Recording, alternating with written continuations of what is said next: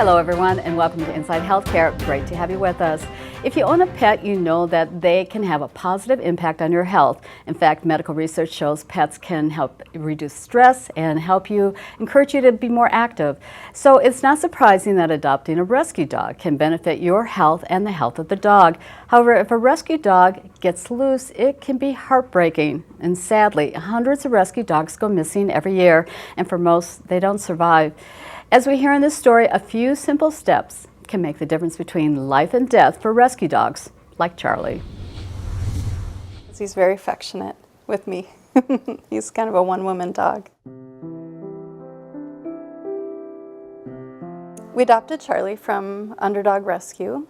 We had him for about 2 weeks, and I was out of town for work, and my husband took him on a walk. And we only had a collar on him because I didn't know we were supposed to have a harness, all those kinds of things. A school bus came by, scared him. Another car came by right away afterwards, and he backed out of his collar and he was gone. He ended up being gone for 2.5 days. And that was it was traumatizing to be so worried about him. I hardly knew him, but I had fallen right in love with him. We found Charlie, but he's in really bad shape. He had gone into a very busy area and he'd run into a car. Just no response to light at all. And she said, if he has another seizure, I'm really going to recommend you put him down. We just didn't know what to do. Well, last year alone, about 5,500 dogs in Minnesota went missing. Either bolted out of their homes, jumped a fence, broke out of a harness or a leash. Those are just the ones that are reported. We bring in the underdogs from the commercial breeders when they are no longer wanted in that industry. They come with lots of baggage, some more than others. Some come with physical baggage, some come with emotional, some come with both. What we want to make sure that we do is not let that baggage get in the way of their safety.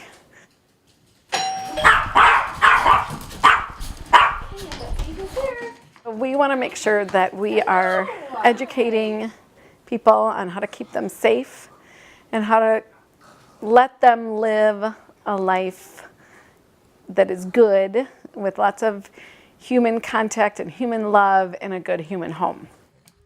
We set the gates up mainly to cordon off a certain area. So if you set it up in the doorway itself, you can actually keep your door open, meet and greet while the person is outside, a guest is outside the home. The larger ones, you could spread across a larger area, across a hallway, across a room, to keep those dogs away from trying to escape out the door. An overhead harness is one of the most reliable types of harnesses due to the fact that it's harder to slip out over the head. It can and it will happen with certain dogs.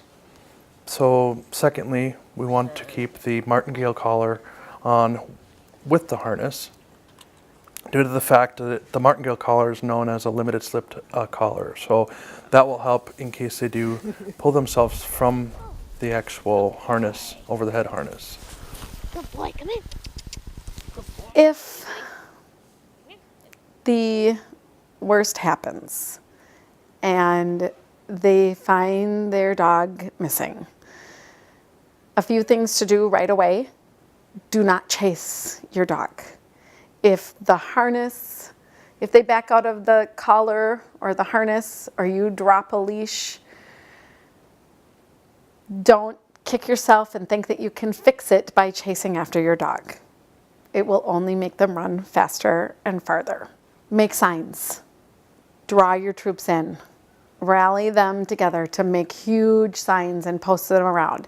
Because when you make signs, all of a sudden, you have hundreds of pairs of eyes looking instead of 2 sets of eyes looking. It's the thing you don't want to hear, and you just know by voice it's not good. He had made it about 5 miles away. Someone saw him, turns out it was this gal, and he got hit, and he didn't make it. I'm in tears. My heart is just totally broken. My reason for telling you his story is simply, I don't want any of our dogs, to the best of our ability, to have that fear, because it was very clear that glimpse I saw was utter, just total fear. I don't want a dog to go through that if I can avoid it. Gus was just a wonderful, wonderful boy. And I wanted a whole life with him. And I didn't get that.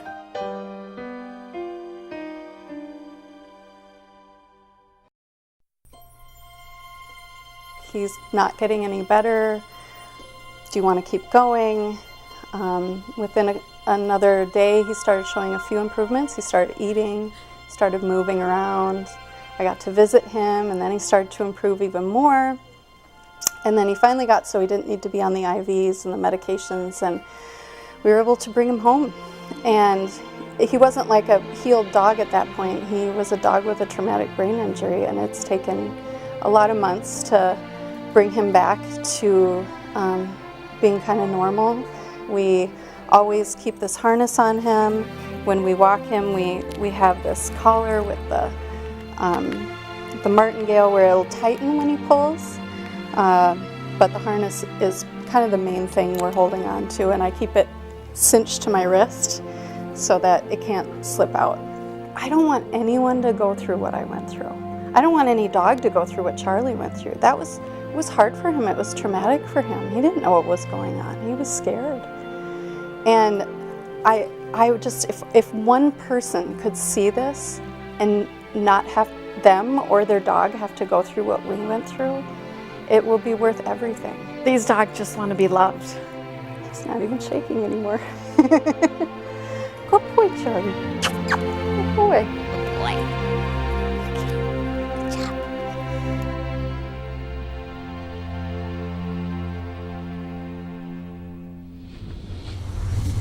And joining us now, we're pleased to have with us Diana Buchan and her daughter Laura. So thank you for being with us. Thank you for having us. And we saw you on the video. So how is this video helping to save rescue dogs? We have seen a huge increase in our fosters and our adopted underdogs using the double leashing, using the gating across the entryways. We have made it a required view at all adoptions. So all of our adopters have seen the video and are heeding our warnings as to what can happen, and it can happen so fast. I was shocking, and when we were interviewing you for the video, you were saying how over 5,000 dogs here in Minnesota go missing last year? Yes, so in 2016, Lost Dog Minnesota actually is a huge website. I had no idea. And they have it, they reported close to 5,500 dogs that went missing.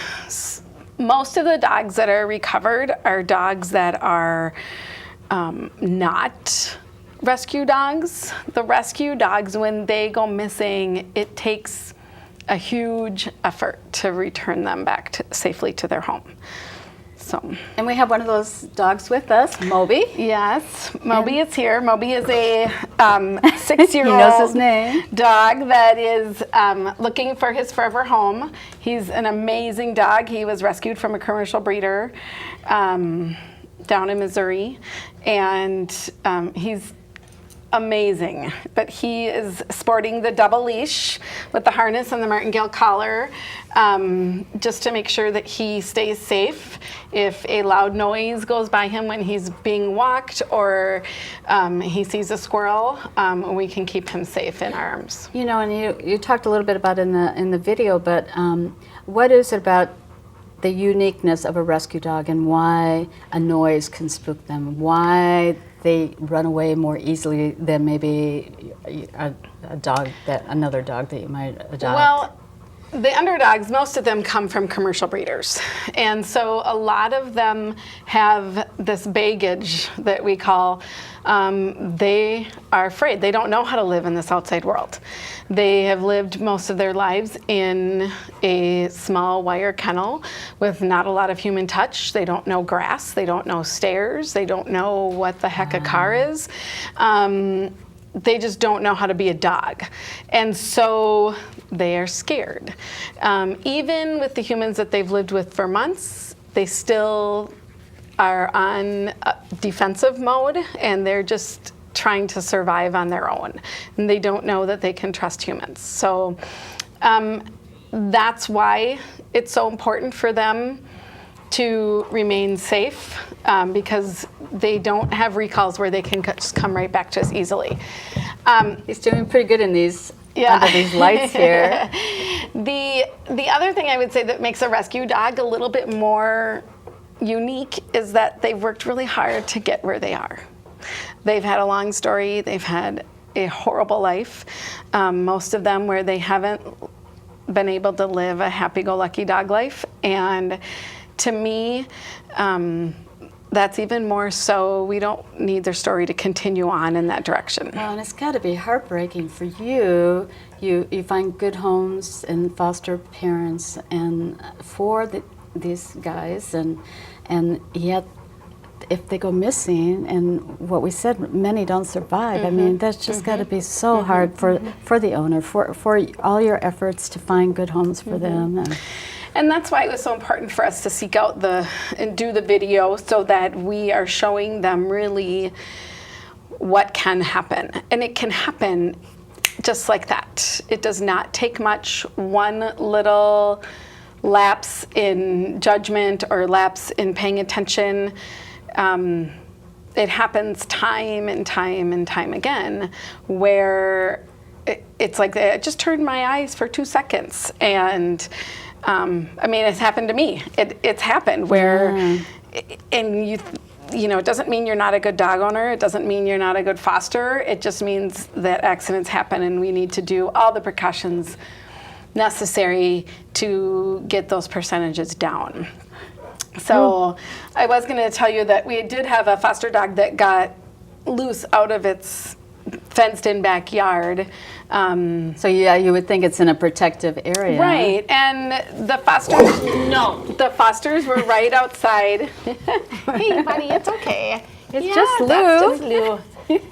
The fosters were right outside the fenced-in area, so they didn't latch both latches, which is exactly, I mean, that's okay. Well, they turned their back for 2 seconds, and the dogs were able to get out of their fenced-in yard. And she said her first thought was, okay, what did Diana say in the video? And that's awesome. She told me that. I was very happy about that. And she said, it said not to chase the dog. And so she didn't. And then we got a phone call not shortly after that. And one of the tips that we use, that we tell them, is to keep the fence gate open then in case they come back. But a lot of them won't. A lot of them will not. Because they're still in a different A lot of environment. them will not. Thankfully, he did. Oh, Mickey did, and he was able to. He walked right back into the fenced-in area.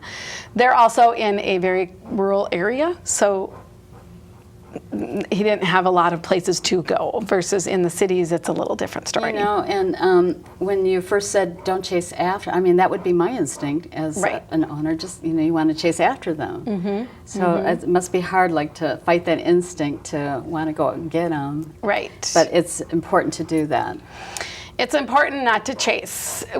Laura, do you want to share the story of when we were on Redford's case where you were on the ground? I was belly crawling, and Redford was on the loose, and he was on flight mode, which is what happens when dogs are missing, when they're lost for a long time. And Bobby, come here. I had seen him, and that's when I belly crawled, because you don't want to make eye contact. You don't want to let them know that you are hunting them down, pretty much. And I saw him, and he was right next to a main road. A girl pulled up in her truck, Swan opened the door, and went down to go grab him as I was 5 feet away from getting him. And he ran underneath their tire and across the street, and then we didn't see him for a good 2 weeks. Yeah, which we were able to rescue him safely. It was a very long, drawn out rescue, but this is the type of thing where when you chase them, they will just run farther. And it is our natural instinct to just chase after them. It is. But when you are being chased from something that you are trying to get away from in the first place, you're just going to run.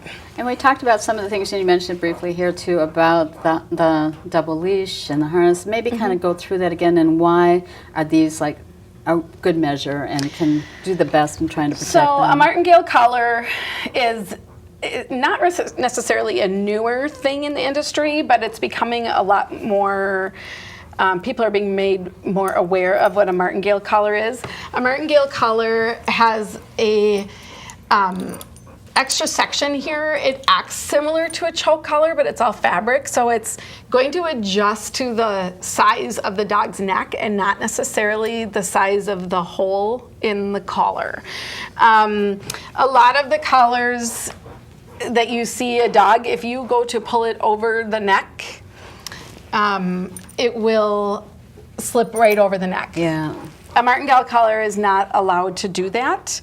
So it's a limited slip collar. The harness is important. If you have a harness that goes over the neck harness, just because the harness is available for a lot of different reasons and necessary for a lot of different reasons. But this way, if a leash gets dropped or a buckle gets loose or they slip out of the harness or the martingale, we have a backup and they stay safe. It's amazing. Just simple things like that can make a really difference, really a life and death before these animals. Right, and that is so much easier. Clipping an extra gear item on them is so much easier than trying to find them and worry about them and retrieve them safely. You know, when I was interviewing Gus's owner, you were there for the interview, and you were getting very emotional during the interview, and you were in tears. And why is that? These dogs are so special, especially to us. We rescue them and we see the life that they lived. Just thinking about him. It is. It's emotional for me. We see where they come from. We see the fear in their eyes when we're rescuing them. And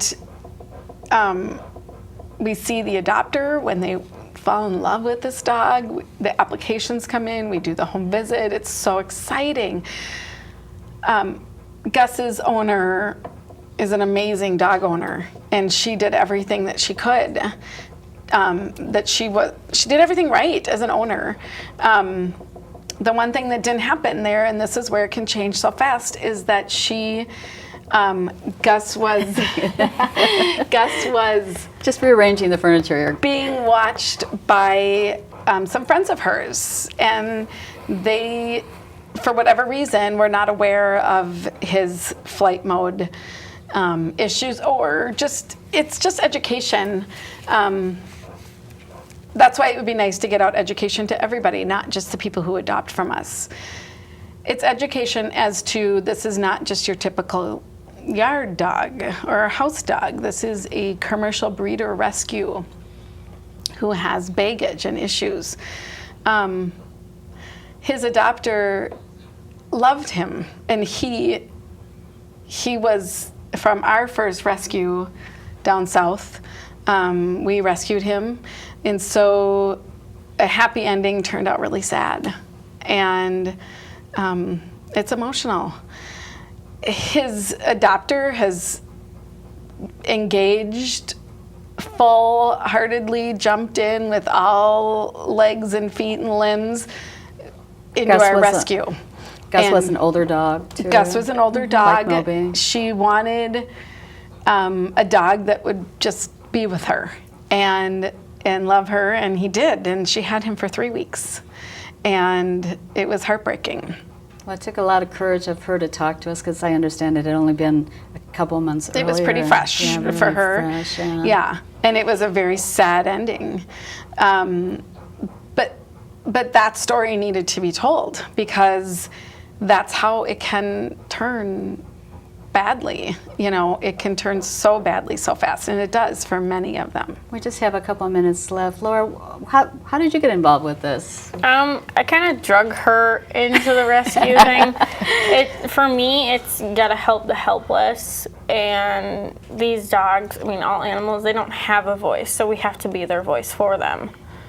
And my grandma, who has since passed away, was always in like the rescue, and she was like that lady that you brought the dog to if they had a problem.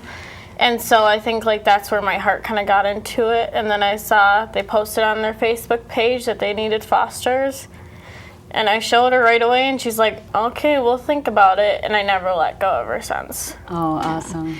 And I think me thinking about it just because I You have a day job. This isn't right. something that I mean, you do for a you know, I living. have Yeah. 3 children. She's my youngest now, but you know, lots going on, right? Like everybody does. Everybody has life and busyness. I guess you just have to ask yourself, who's going to do it? If I don't do it, someone has to do it. You know, we got involved and we haven't looked back. And it's like, how can you not do it? In our minds, it was like, how can you not help these guys? There's such a huge need. 1.5 million dogs are put down every year in the rescue, not in the rescue world, but in the shelter world. We don't have space for them. We don't have adopters for them.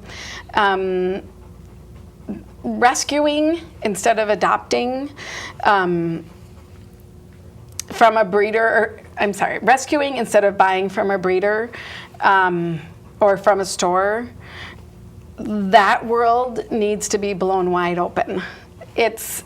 There's no need to be buying a dog from a breeder or from a store.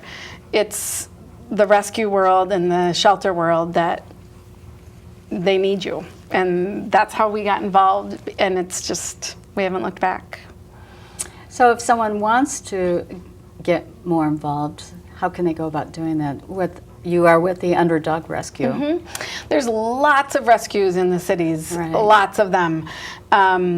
Some have different missions. Some deal with owner releases, some deal with the stray ones that aren't claimed. We deal with 99% the commercial breeders. We rescue them from that situation. So it depends on what you want to get involved in. But get involved. If you don't want to foster, there's lots of ways that you can be involved in a rescue or at the Humane Society and help out without having to bring a dog into your home. Is there a certain criteria for an owner that you're looking for? For an owner, Yeah. Or foster or owner, yeah. yes. With our rescue, we like to have a certain grade of food being fed or higher. We have a certain list that we feel is safer and healthier for them. Certain dogs need fenced-in yards, certain dogs do not. It just depends. There's an application that you fill out. You have to love these dogs. That's the main thing. Love them, and everything else can be worked out. Love them and realize that they deserve a second chance. And Moby is looking for someone to love. Moby him. is so, he's an amazing dog. He's not a huge dog lover, So he which doesn't is do why well he with other hasn't- He dogs. doesn't do great with other dogs, but. Yeah. Depending on the dog. He's a big Depending on the alpha. dog. He is an alpha. So, but he is an amazing dog. He walks well in a leash. He does well with his housebreaking. He's great with people. He just wants to be loved. He just needs a home. And he's doing great on his TV interview Right? here. Look at him. Look at him. Just smiling. He's all set. Yeah. Yes. he's doing great. He does need a foster home. Also, he is in a boarding facility right now that we work with. So it would be great to have a foster home for him too. But he'll find his family. It's out there. They're out there, and they're looking for him, and they'll find him. And they can go to your website? Yes, That's the best way to get home. UnderdogRescueMN.com. That's the best way to see him and lots of other dogs. We have over 100 some dogs right now that are up for adoption. There's an adoption or an application, and we do a home visit check. We do a reference check. They've had a long road, a very long journey, and we want to make sure that we follow through on that journey and make sure that they get into the right home. Final comments for our viewers. Laura, how about you? I mean, these Why they should consider adopting Moby or any, rescuing, yeah. I don't see why you wouldn't. Yeah. I mean, To us, in the it's a heart. no-brainer. If you like dogs, it's so easy to get involved. It's a huge community. It's a fun community. We have made so many new friends, and you know, people say, how many dogs do you have in your home? I say, well, I have 4 and a foster dog right now. Sometimes we have up to 15 foster dogs if we have a litter of puppies. But people ask me, how many dogs do you have? And I say, you know, sometimes I say over 1,000, because since we've been in the rescue, we've adopted out over 1,000 dogs. Oh, good for you. So they are all of our dogs. We all love every single one of them. And as So- we said at the top, it can benefit your health if Oh, my nothing gosh. else. You know, She's had many dogs yeah. who have pulled her from a pretty icky time in her life, and that having that dog around has just I have a lifted. chronic illness, and I don't take medication anymore because of these guys. oh, They comfort her. that's awesome. Yeah. She finds great comfort in having them around. Yeah. Final word. Adopt a dog, get involved, love them, double leash, gate the entries, keep them safe. And if you can't keep them safe, please reach out, call us, and watch the video. And we're not joking on the video. It's real. It can Be make safe. a huge difference. Be yeah. safe. Yeah. Well, Laura and Diana, thank you for being with us. Thank you, Thank Jody. you. It's been great. Thank you. And thank you for what you're doing, and good luck with everything. Thank you. Thank you. That's our program for you. Thank you for joining us. We hope you'll join us next time on Inside Healthcare. See you then, everyone.